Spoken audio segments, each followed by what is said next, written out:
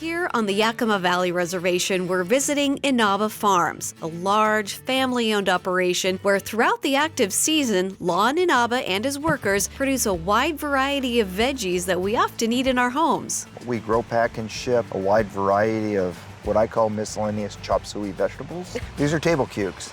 Here, this is where it sat on the ground. Right. That's why it's yellow. Yeah. Didn't get the sun. And, but it's still gonna taste amazing. It tastes like a cucumber. Yeah. And it's fresh.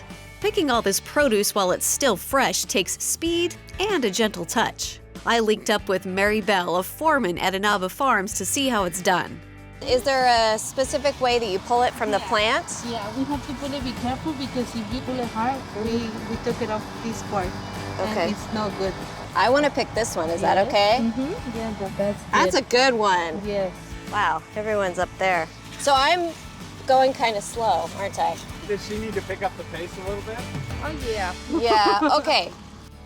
Before they got to where they are today, the Inaba family faced a lot of adversity as they tried to establish roots here in the Yakima Valley. My grandfather Shukichi and his brother Tomoji came from Japan in 1907. At the time they came, they couldn't own land. And I think that's why they came to the reservation, because here they could lease land.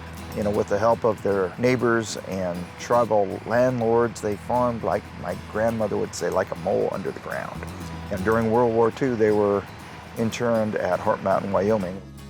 After the war, they returned to the Yakima Valley Reservation, where Lon's father took over, and the farm began to expand over the years. My grandfather focused on quality, my dad focused on quality, and he decided he couldn't just be a farmer, he had to become a packer and a shipper. Today, Lon oversees 1,500 acres of farmed land and packages and ships his produce to markets throughout the Pacific Northwest and even Canada. With so much work to be done, Lon depends on a hard-working team of laborers to get him through the season. We employ about 200 and something people in the peak season. Typically, our guys will work when we start planting and working in the fields through the frost. Some of them have been with us for, 30 years. Really? After a long day of working in the sun, there's nothing like a place to kick up your feet and relax. For many workers at Inaba Farms, that place isn't too far away. This is our farm worker housing. We have 5 bedrooms in each unit, 2 bathrooms. We have a kitchen facility, a dining facility. And I hear air conditioners going. Oh, yeah. That's got to make it feel good. You know, if the guys can comfortably rest and feel secure when they come to work the next morning, they're good workers too. Exactly.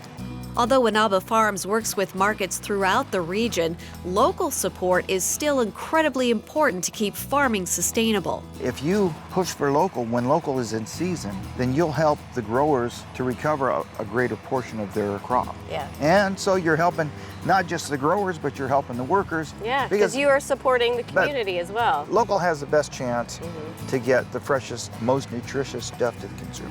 We really depend on the local market.